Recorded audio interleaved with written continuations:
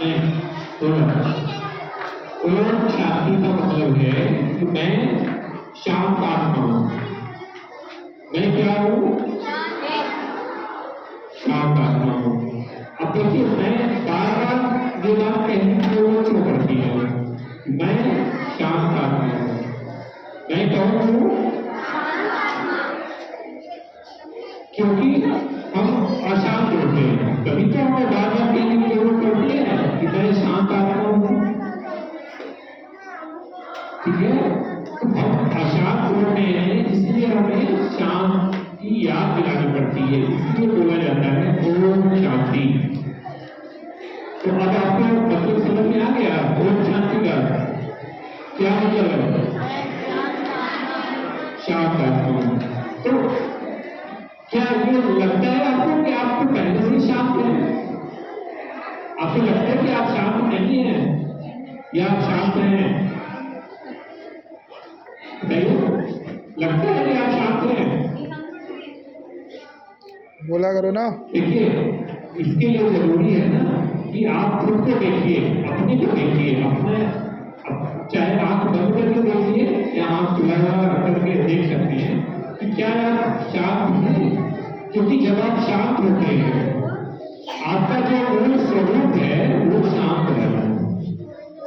आपका मूल स्वरूप क्या है? शांत रहना।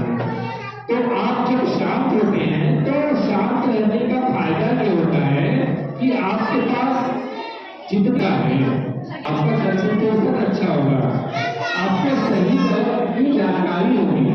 अगर आप शांत नहीं हैं तो आपकी बुद्धि काम नहीं करेगी, और जो बुद्धि काम नहीं करेगी तो आपको क्या सही है क्या गलत है इसकी जानकारी नहीं हो पाएगी। क्या करेंगे आप? तो आपको समझ में आया? हम करेंगे, अभी रुक जाइए, अभी रुक जाइए, अभी रुक जाओ, सुनाई नहीं दे रहा आपको? अभी रुक जाइए। तो आपको समझ में आया कि शांत रहना कितना जरूरी है या गैर जरूरी है? शांत रहना जरूरी नहीं है। अनुभूति आपको होगी, जो आप बाहर खोजने की कोशिश कर रहे हैं वो आपके अंदर है, लेकिन इसके लिए जरूरत इस बात की है कि आप शांत होने का अभ्यास करिए, शांत रहेंगे। क्योंकि जब शांत रहेंगे तभी उस खजाने की चाबी ही शांति है। उस खजाने की चाबी शांति है। शांति में रहेंगे तभी उस खजाने की चाबी को आप समझ पाएंगे, जान पाएंगे, उसका उपयोग कर पाएंगे। इसलिए जो पहला काम क्या करना है? क्या करना है? शांत रहना है। दूसरा, आप जब शांत रहेंगे तो आप जो चाहेंगे वो बन जाएंगे।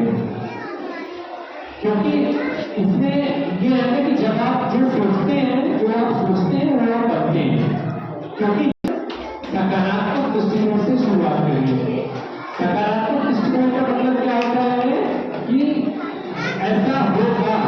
जैसे आप अगर मैथमेटिक्स का शुरू करते हैं, पहले कोई चीज मान के चलते हैं, माना कि ये है, फिर उसको क्वेश्चन को सॉल्व करते करते आपको जो सिद्ध हो जाता है हाँ ये है।